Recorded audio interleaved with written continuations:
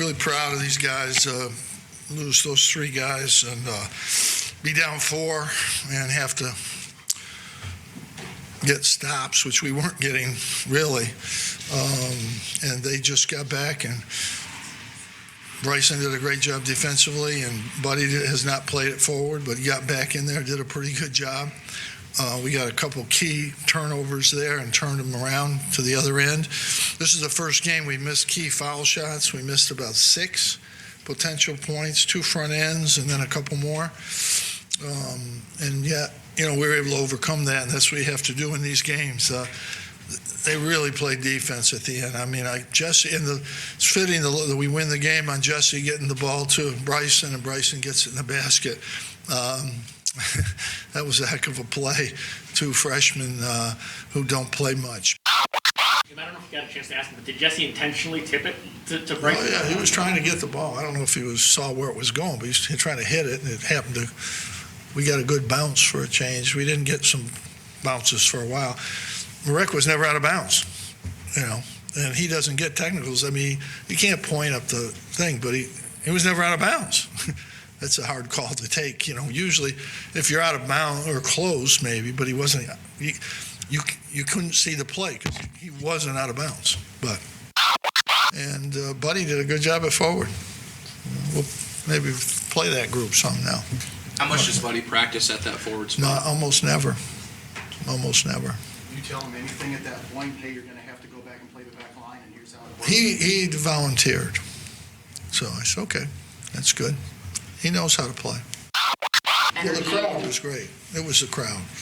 We can't hear those guys, but the crowd was tremendous. They made a big difference at the end of that game. Huge difference. Marek was not out of bounds, but that pointing at the I told him that. I already said that. You can't do that. He pointed at the scoreboard or at the picture. That's not that bad, but it was to him. So should have known he missed the call. He shouldn't have called a technical. Did they give an explanation on their view of the call? He didn't see. I don't think he saw it. He thought he was out, but I don't think he even saw it. It's one of those things. Okay, we'll see you Tuesday. Welcome to the Cuse Militia Podcast with those 2 unapologetically biased, orange-blooded homers, Sean and Joe. What's up, Cuse Nation? Thanks for tuning into the Cuse Militia Podcast with Sean and Joe. If you like it, please share it. The universal handle for the socials is @Cuse Militia. Go there, join the militia. We are the only Syracuse sports podcast centered around giving you, the fans, a voice. Welcome. Happy Sunday. Happy Bush Clash Day. Still not over. And rate, review, and subscribe. Whatever platform you listen, we appreciate that. We thank everybody who has already done so. So it was Bryson Goodine for the win as Syracuse narrowly escapes a quad 3 loss at home, edging out Wake Forest 75-73 in the Dome. And Syracuse will get ready to face off against NC State Tuesday at 7 o'clock in the Dome before heading out to hit some opponents on the road, some top 10 opponents on the road.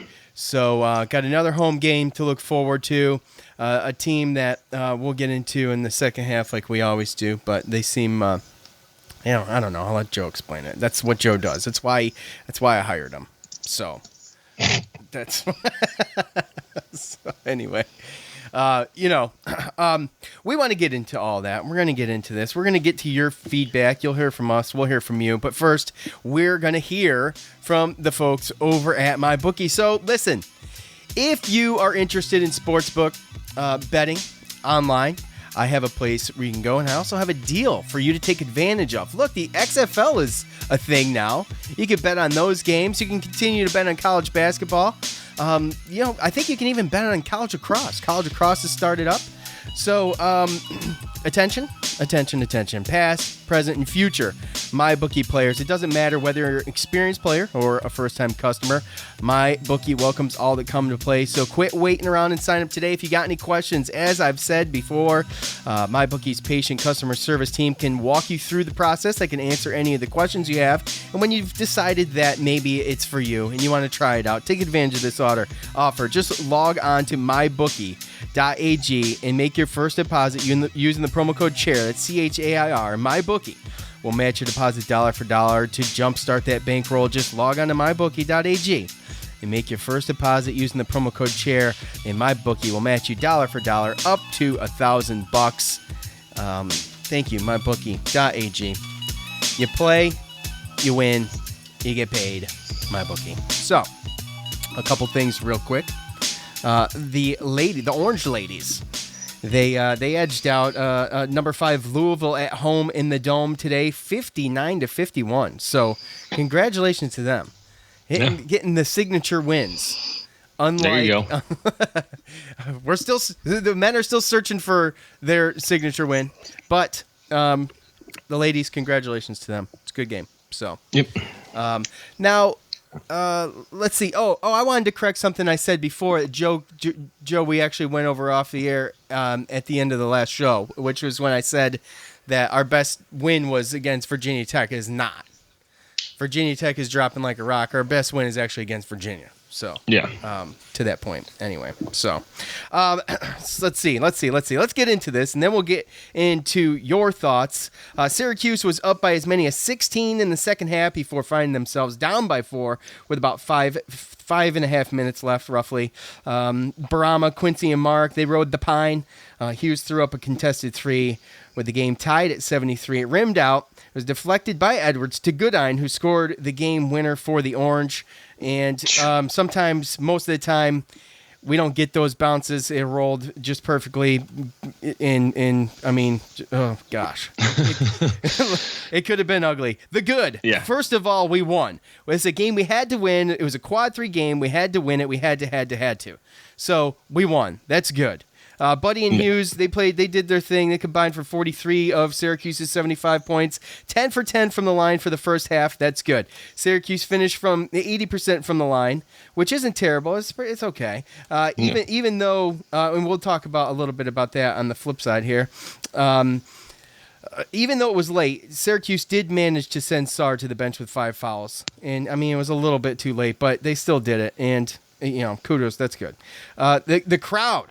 They roared back in this game after being down themselves, and the Dome was rocking to a finish. The crowd just lit it up right when they needed to. Good. The bad. Guerrier and Sidibe each played 15 minutes total. They both fouled out in those 15 minutes. That's bad. Syracuse lost the rebounding battle 44-34. That's bad. And while the Orange did shoot 80%, like I mentioned, at the line, there were some crucial missed free throws down the stretch. Front ends of 2 1-and-1s that were missed, and unfortunately, just it made it that much harder. Joe Girard 1 for 6 from 3, and he's in a bit of a slump. That's bad. The ugly. Now, listen, I'll take back all the times I have put the officials into my ugly category, which is 1, but I'm taking it back. Why am I taking it back? Because I would have never intentionally cheapened a moment like this with putting one of those in there. So set aside all the questionable ticky-tack stuff, knowing what I know now, what I woke up and read this morning from Syracuse.com, and I put it back on Facebook if you want to check it out, about the Dole Tech. I feel like that whole sequence wasn't just ugly, it was egregious. To not only make the wrong call and give the other team the ball, but to issue a technical when the player points it out. And we could go, should he be pointing at the monitor? What? Who cares? Probably not. Probably not. Probably not. They do it in football all the time, college. They do it in basketball too. The guy had said, it was reported that he said he was embarrassed, and so he teed Marek up. That's an emotional response to a mistake you made, and you're gonna take it out on a college basketball player. I think it's pathetic. Yeah, you can say that. Again, I kind of err on the side of not blaming the refs like I normally do. I do think that there were some missed calls, and obviously the fouls that Sidibe and Guerrier had, they Some kind are of bad.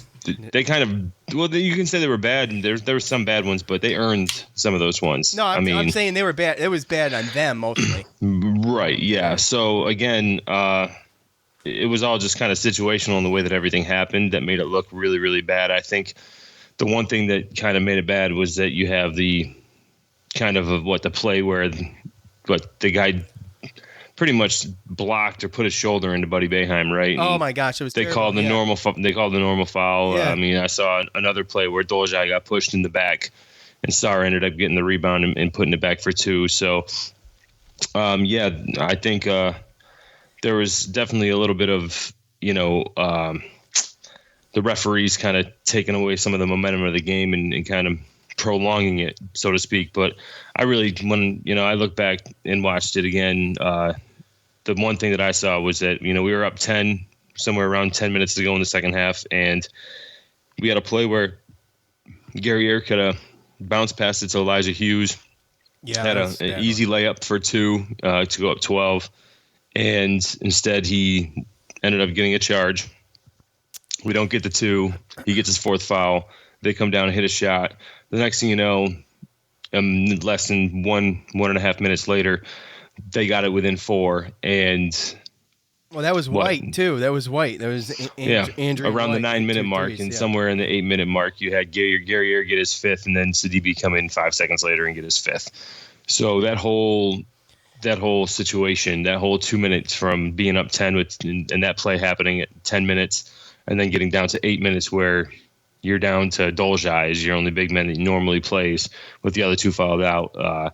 That right there swung the momentum, and obviously then everything happened with the Buddy Boeheim call that wasn't called, the flagrant, and then there was the hook and hold they called on Dolzaj for his 4th foul, then his technical foul that he had after they missed a call. So to be perfectly honest with you, I'm very, very surprised. I mean, this reminded me of the game. I forget exactly the game, but it was another game where we had these guys in foul trouble, and Jesse Edwards came in and got some minutes, and we couldn't quite pull it out. And Was it Clemson? Yeah, I think it was Clemson, actually. Yeah. And now we saw a situation where it happened again, and Jesse Edwards came in and he made some big plays. He had 2 steals, hit a big free throw, and we got Godine coming in. So if anything, I think it just maybe gave Boeheim, he talked about it a little bit in his presser, but the option against small teams to put Buddy down on the wing and allow Godine to come in and play alongside Joe Girard in that top of the 2-3 zone. I think that's an option. Godine, he's very active at the top of that 2-3 zone. I think the only reason we don't see him that often is because I don't know if he trusts his ball handling and getting the ball up the court. So that's why I think we've seen Howard Washington come in for Joe Girard. But in that instance, Joe Girard was still in the game, and we didn't really have – Buddy was the next tallest guy, right? So he had to go down there. But I think it kind of proved that he could play down there and gives us options. I think he's really in good our down lineup. there. He's built for down there. I think his size, he's built for down there. Yeah, and that gives us, like I said, it gives us options for our lineup. If Godine ends up, again, people, if they don't remember, I mean, he was the highest rated recruit that came in this class. So if he gets to the point where he does gain his confidence and, getting the basket like that can probably help. Boeheim said he's been practicing better, but it's kind of trying to get him in there. And as long as Buddy and Joe are at the top of that 2-3 zone, he's probably not going to get that many minutes. And then if he doesn't trust him to have to come in and actually bring the ball up to kind of get Joe Girard some rest, then he's going to put in Howard Washington, because otherwise it's just Elijah Hughes who's really the only guy capable of bringing the ball up confidently. So I think that's where we're at, but I think it kind of gave him a little bit of an idea. So I wouldn't be surprised if we don't see that lineup at some point this year. It's kind against smaller teams. It's kind of crazy how it kind of happened with in a moment of desperation. You might have figured out some kind of combination that can be used in certain situations that might actually be good. And how long's Godine had been wearing the mask? It's been a while. It's been a little while now, yeah. And maybe he's getting more used to it, but on the flip side of that, we've seen glimpses, right? Yeah, he's very active when he's out there on defense. He's long. He's more of the traditional guard that's up there at the top of the 2-3 zone. I know that he's got scoring ability, and we've seen flashes of that. And he can go and get the ball on offense. He's gotten some offensive rebounds as well. So he's active when he's in there. It's just how do you fit him in there? How do you get him in the rotation? So if we're having problems with guys down low scoring, or maybe we're playing against a shorter team where we can get away with putting Buddy and Elijah on the wings, then that gives us another option, gives us a different bullet in the gun, so to speak. Yeah. Goodine was in, well, he played for 6 minutes. He got 2 rebounds, 1 offensive, 1 defense. CDB was in for 15 minutes, and he got 2 rebounds as well and 2 points. And that's exactly what Goodine did in 6 minutes. So, we got to, it's a lot of the foul trouble they have brought it upon themselves. Like Coach said in the presser, Mark's good for about 2 bad fouls a game.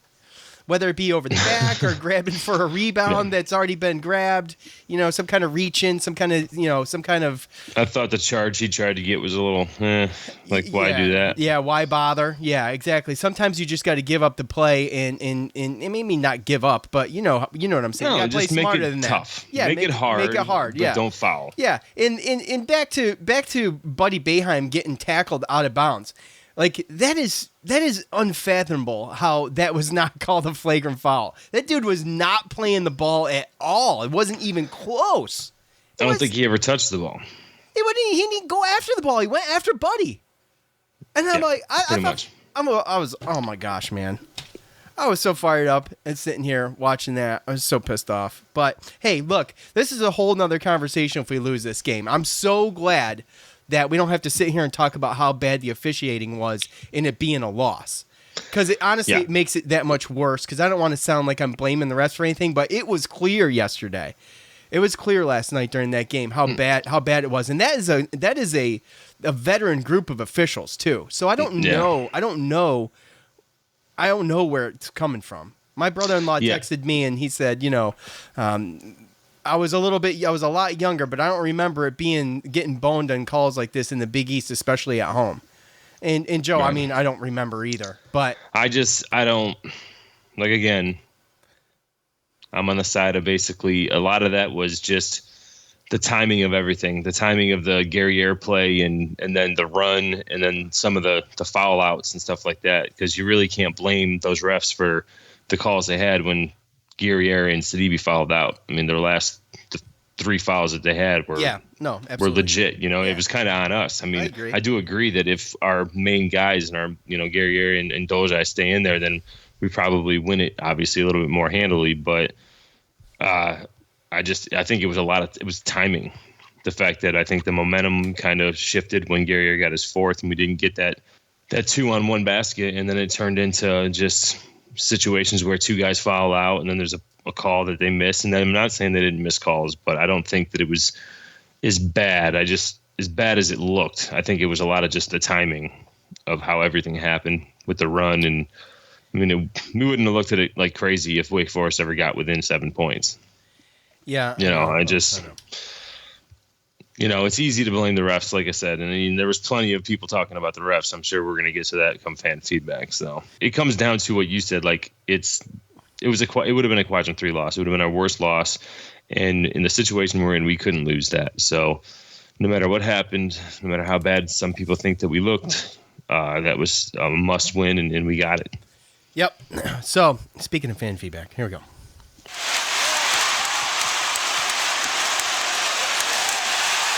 It's time to hear from you, the loudmouths from the Loud House. All right, y'all know what to do. At the end of every game, I propose a question to give your thoughts. You do so. I read them. Sometimes we pick them and we talk about them on the show. So let's start with our good buddy here, Cuse Waterboy. It only takes the worst refs ever to wake up the crowd, apparently, through all the terrible calls though the team pushed through. And big ups to Goodine on the game-winning putback. Always take an ugly win over a pretty loss. Still work to do, but we're alive, baby. Let's go, Orange. So, the great point, because that is what happened.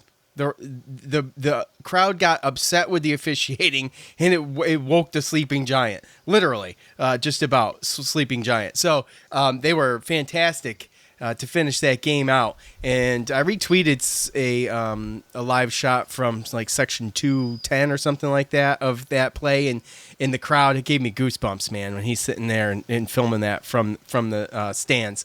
Pretty cool. So if you couldn't be there, check it out. And the fouls were bad.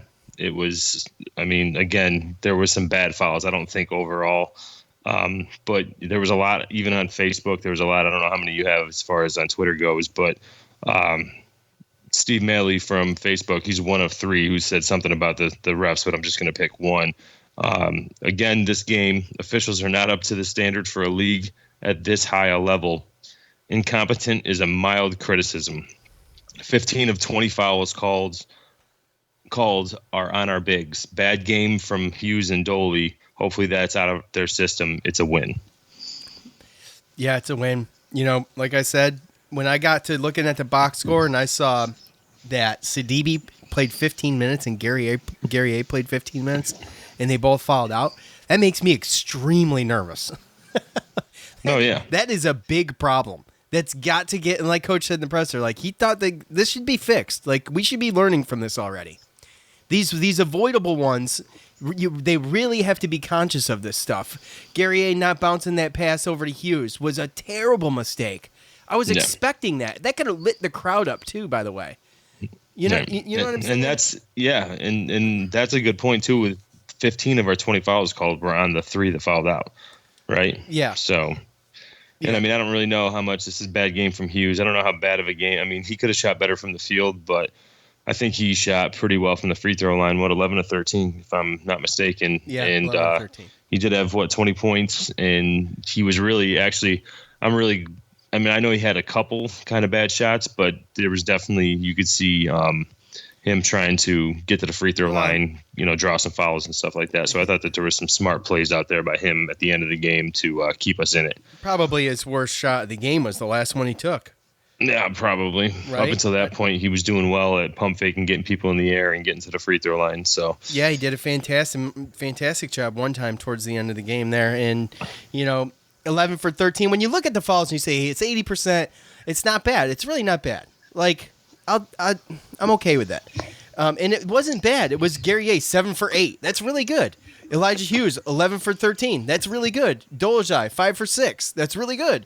But then you get, Jesse Edwards, 1 for 2. That's not terrible. I expect that. Boeheim, 0 for 1. He missed the front end of a 1-and-1. Yeah. So it's like, when you look at it individually, it's not bad. But, whatever. It was timely in this game. It was timely, exactly. It was like 5 of them. Yeah, the refs were talking about how, like, no team had missed a free throw, like, in the first half or something, and how they were all shooting good, and then they started missing shots. So yeah, I know. That's the broadcaster curse. I really hate when they start talking about foul shots. Yeah, me too. At DFin01 on Twitter, these games are giving me all kinds of nervous system problems.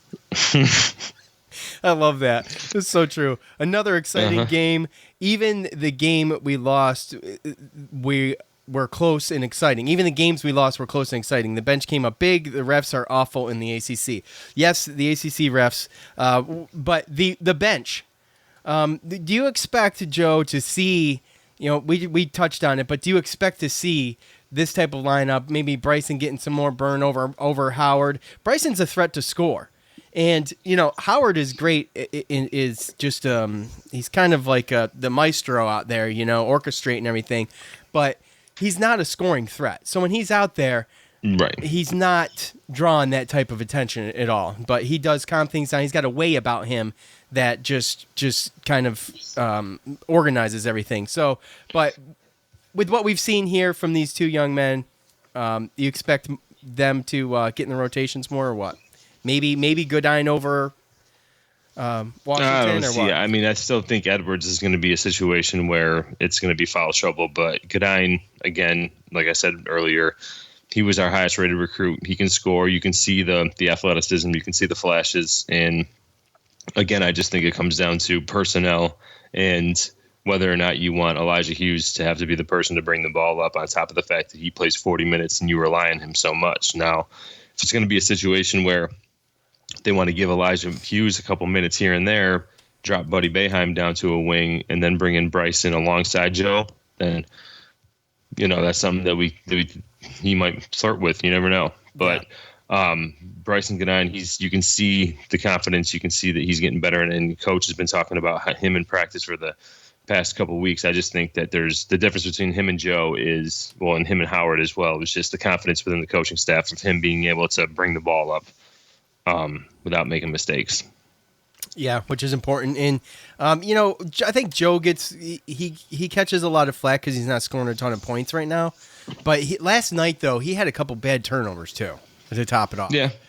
He had a couple, but for the most part, he gets the ball down the court in a fairly safe fashion. Yeah, he's a great ball handler, for sure. But, I think Joe catches a lot of crap because people expect him to be scoring more. Yeah. But he does things that don't show up on paper. And it's important to just point that out. So, anyway. Well, yeah, and there's a lot of, in normal situations where somebody with his skill set and where his ranking was, I mean, I'm not saying he's not good, but he wasn't like a 5-star high-rated, in McDonald's All-American game. I mean, he basically has the lore of how many points he's averaged and scored, and that's all you hear about, right? So on a normal average freshman with his ranking to come in and just help the way that he has contribute, like that would be really, really good. And most fan bases would just be appreciative that they had a true freshman that contributed like that, So yeah, absolutely. But he's got that big lore on him, and everybody, he's a hometown kid. Everybody knows he's 2 years almost averaging 50 points a game, like record setter. So, yeah, right. So people expect him to make everything, and it's just not the case. Right.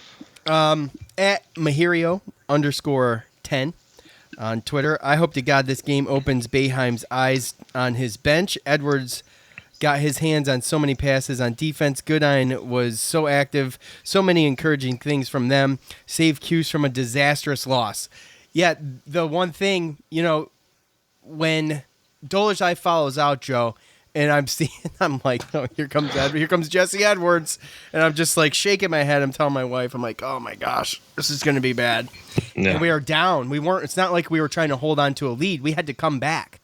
Yeah. And for those guys to go in there and do that and be that active and just not let the pressure break them, they did a fantastic job. I mean, I don't think enough could be said about it for this game. I know it's just Wake Forest, but, Wake Forest, a team that's tied for last place, I think, in the ACC, still a good team. It's still a decent team. It's a team that could beat us, on any given day. So yeah, well, we've talked about that as far as the depth in this conference, and Wake Forest has gone and beaten some teams, and they've had good. I mean, they had Louisville on the ropes at Louisville for a little while there, right? Yeah. Just last week. So, Olivia Sarr, he was good. It definitely helped that he fouled out. That was definitely a big help. But I mean, with Jesse Edwards, he's not going to put on weight in the beginning, like in the middle of the season, right? So, and I've seen he's come in a couple of games, he's gotten pushed around, and I think that you saw a game where he was going to come in and he was going to be physical, and I was definitely right there with you. I was nervous, especially when I saw how much time was left in the game, right? Yeah. Like, just Edwards for the 5.5, 6 minutes. Yeah. But again, he's surprised he didn't have any crazy fouls, and I think Bryson Goodine, I think he's a little bit different as far as Jesse Edwards. Jesse Edwards is someone that doesn't expect to play, and he wants to go in there and just not really look bad, right? And I think that he's looked bad a couple times, and that's why he's got the confidence to at least come in there and be physical and not get pushed around. But Bryson Goodine, he's got an expectation to where he probably thinks internally that he thinks he should be playing a lot more minutes than he could help this team. So that's a different type of confidence, and for him to be able to go out there and actually make that, I mean, that could be a season turning play for him, and we might be able to see the guy that we thought we might be seeing at this point, right? Yeah. So, it's not a bad problem to have for Jim Boeheim. It would just for him be figuring out how to get the guys out there. Jim smiling a little more at the end of this press conference than I've seen all year. And I just thought he was just really, he couldn't say enough about those guys doing what they did. And you know how Jim is. He's not like one of these guys that's smiling and laughing a lot. Like he was you're really happy with how those guys finished out the game, and Oh yeah, it's just how could you not? awesome. Oh, I know, but he's he's so stone faced all the time that it's like it was good to see that from Coach to show some to smile a little bit, for crying out loud. It's not too much to ask for, is it? No. You got a couple more from Facebook, Joe? Yeah, Facebook. The top fan. Get back to Brandon Buskey. Okay. Yep, he was a big Woo! Oh. Man, I just knew we were too good to fall to a team that we just witnessed likes to shoot apparently only free throws. I like what I see. I just do. The kids we have played down to the second. Good win, much needed. Keeps SU in the top 5 for the ACC. Yeah. Man, I see where you're coming from. That is tough to read, but It's yeah. tough, right? It's not easy. Yeah. I thought that I broke it down a little bit. So, to his point, he doesn't know why, but he likes what he sees. I think we all have a little piece of that. Like we've got to still work to make it to the tournament, but it feels like this team should be in the tournament. Like, I feel like they could do something in the tournament. I feel like they're good enough. I feel like they've improved so much, and I love watching them. I think they're exciting. They don't ever give up. It's not hero ball. It's always a team effort. And every single freaking ACC win they've had, they've blown a lead, and it's come down to, well, except for Georgia Tech, right? Yeah. It's come down to almost a cardiac Cuse situation, and they've persevered again. No, we knew the non-conference was too good to be true. And I'm right there with Sure. you. I think that excitement is, I mean, I was going to say that with, when we had Zuba on, you feel like we could win any game, but I mean, can't you also feel like in this You could lose situation that we every can game. lose any game, right? So Yeah. as a Syracuse fan, we're kind of on, Yeah. Welcome. it's just a young team. And I think that people understand what we do have because they see Joe Girard get hot, they see Marek go and score in the high teens, 20. And they're just like, if we can just get it all to click, get it all figured out, maybe our defense gets a little bit better. We start getting that rebound deficit a little bit closer, right? Which we've been slipping. Just these little, right? Well, it didn't this past week, right? So, well, we were -10 on the boards. Yeah. Again, I think that we pass the eye test when teams watch us, but at the same time, we still haven't figured out how to put away teams, and there are teams that are going to give us problems. We did talk about the fact that they had 3 seniors and 2 juniors, and a lot of those guys are the ones that stepped up. And we necessarily didn't play that great because of the whole foul trouble, and people, you can't really get a good groove when you're just subbing out forwards and centers all the time. So yeah, so it is what it is. But I'm right there with you, right? So yeah, totally. I think everybody feels a little bit of that. You got any more? Yeah, actually, there was a little bit of chirp about a couple guys talking about the NIT. So I'll just go with Dominic from Facebook, NIT, and that's okay. I remember thinking early that it seemed like Wake's foul numbers were high to ours, and that the difference would actually bite us in the latter part of the game. Refs like them to be about even, which plays to what I had talked about before, how, when there's some bad calls, sometimes or more times than not, refs eventually kind of balance that, they balance it out a little bit. Right. And I think that, we might have got the short end in the second half that was right in the middle of a Wake Forest run. And it was just a great comeback. It was to have those guys come in, and I don't know. Go ahead. Yeah, they had a 14-2 run, by the way, which was I think it was close to what we had.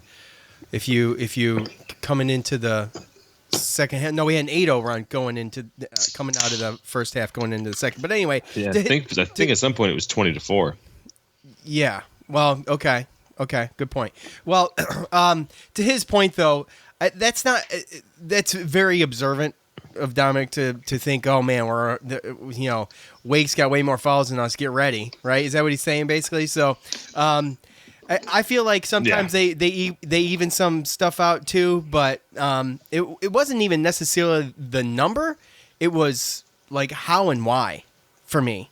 It's just like It's just so, how many times this year have I come to been on the show and said I was so confused by the officiating, or I was so confused by, it's just confusing. I don't understand. There's no continuity to it. There's no consistency to it. And it's unfortunate that we've got to deal with it every game. And I'm not wiping tears away, but I'm just saying, I just want some freaking, I want it to be clear. I wish it was a little bit more clear.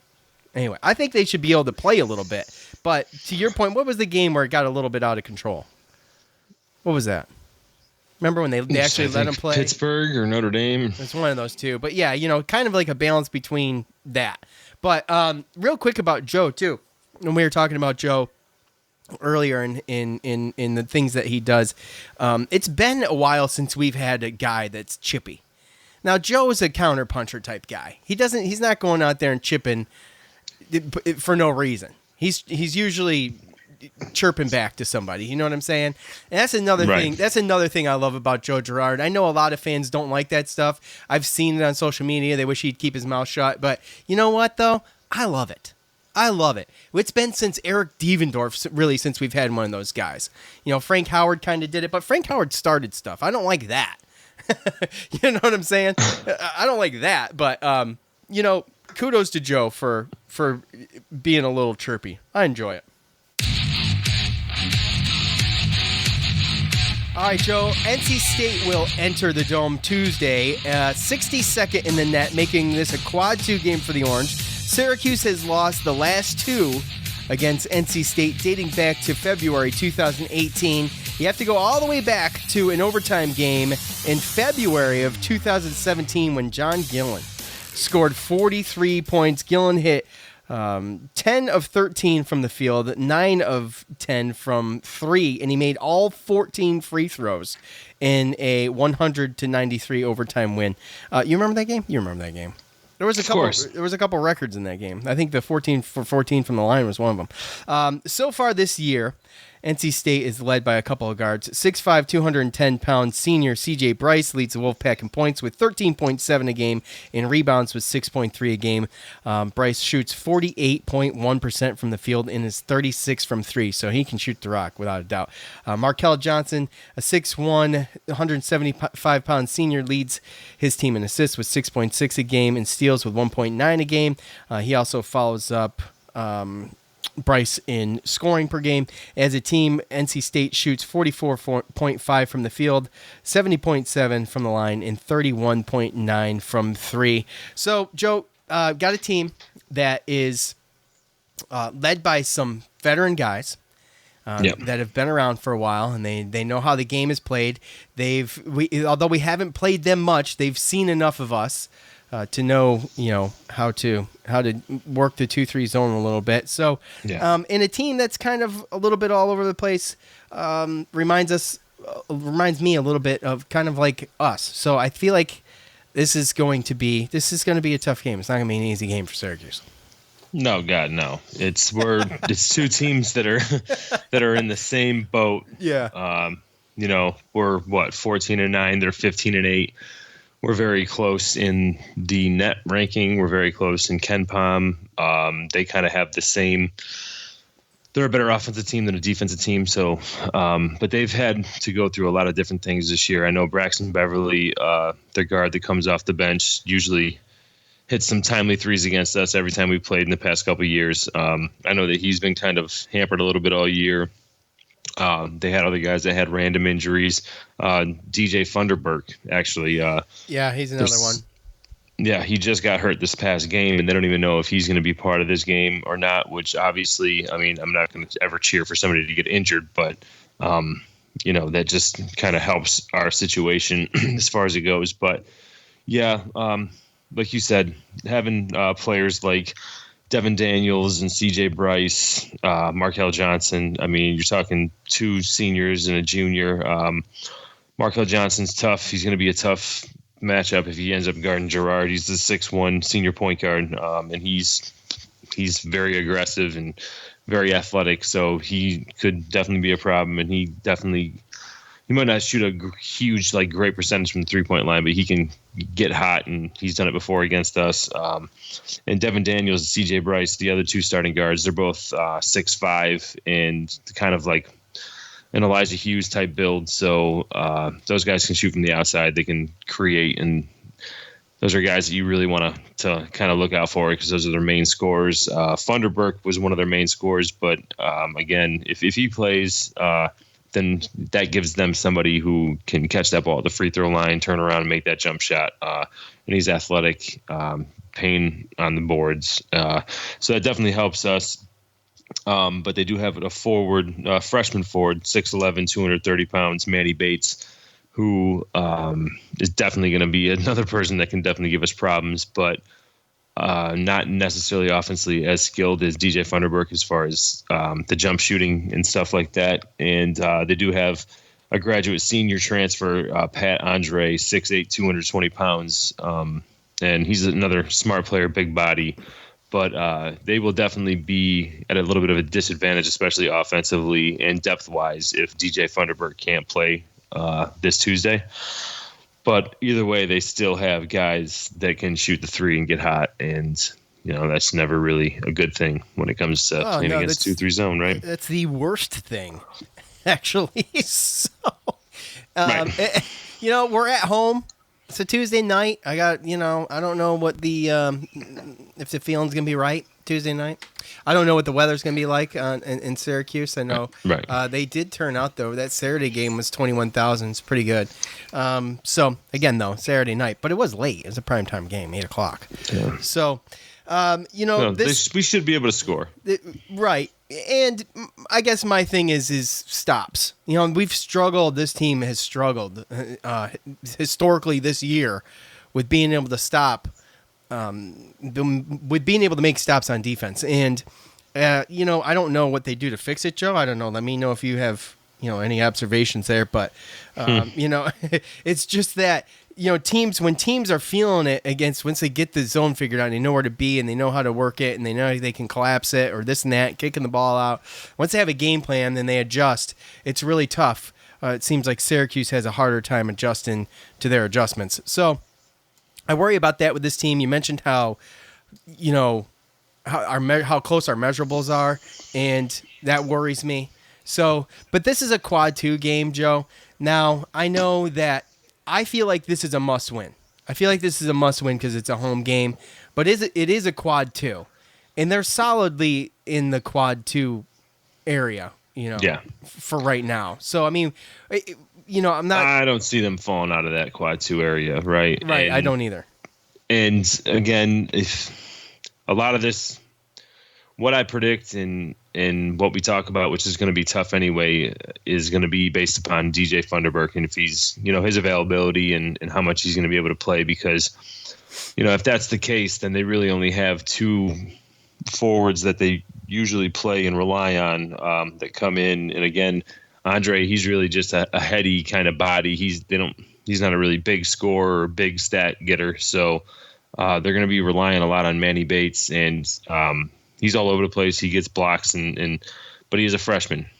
And if we get him in foul trouble, then we can get in a situation where maybe we can go a little bit smaller and put in different lineups to kind of be quicker around the outside so we can close out on some of these shooters. Because, I mean, NC State, they were on a 3-game losing skid, just beat Miami 83-72, and their 3 main guys, Daniels, Bryce, and Markel Johnson, shot 42 of their 62 shots. So that's going to be their offense, and that's what we have to be prepared for. And I know that Keats in the past has put a guy there in the free throw line that's able to make that play at that free throw line and make that jumper. So it's going to be interesting to see who they put there. Yeah, it's been a rough go for Syracuse. We haven't played NC State much, once a year for the past 3 years, something like that. So, yeah. Actually, I take that back. It's been 4 times in the past 3 years, I believe. But regardless, losing the last 2 is always a tough game. It's always real evenly matched game, and we'll just, I don't know. This one makes me nervous. NC State always makes me nervous. NC State football and basketball, they're always like right there. Isn't that weird? That's weird. Yeah. I've been to a lot of the games down here. I was down here when Gillen had his 40-point game, and we came back against NC State. He hit that buzzer beater going to overtime. Yes. So that was the we've had some good games against NC State, but I don't. Yeah, this team, it definitely scares me again. The availability of Funderburg is going to be a huge issue on what I think is going to happen in this game. But and to carry the momentum from this game, if Syracuse can pull it out, it'd be huge to carry this momentum, on the road against Florida State and Louisville coming up. And it's definitely important too, because when it comes to ACC standings, we've gotten to a point where 7-5 in the ACC. We're tied with Virginia for the number 4 spot for that double bye in the ACC tournament, and NC State's at 6-6 right behind us. So again, this could be a tiebreaker game between us as far as if we end up with the same record, who is ahead of the other. That double bye huge in the tournament. So, all right, Joe, that's it, man. That's it. Yeah. I won't keep you any longer. Who won the Clash? I didn't get to watch it.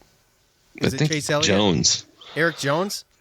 Yeah, there was only like 5 cars when it was. His car was tore up. Anyway. Dude, there was a bunch of cautions and wrecks. There was only 5 cars when they were finished, 5 or 6 cars at the end that were even running. They kept wrecking. I'm like, man, I got to do a podcast, man. I can't be. Well, once your boy got knocked out, then you were like, I'm ready. That's true. That's a true story. All right. Well, hey, we appreciate all of you for listening, taking the time out of your busy schedules to listen to us and this mediocre show that we do. And I want to thank MyBookie. Remember, use the promo code chair. Go to mybookie.ag. Set up your account. Use the promo code chair when you make your first deposit, match you dollar for dollar.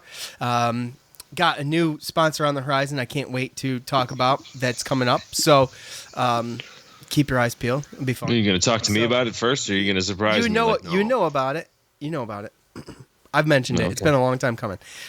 So, anyways, appreciate all of you. Thanks for participating in fan feedback. Thanks, everybody. We really appreciate it. Thanks to James on guitar. For Joe, I'm Sean. We're out. Thanks for listening to the Cuse Militia Podcast, the fan's voice with Sean and Joe.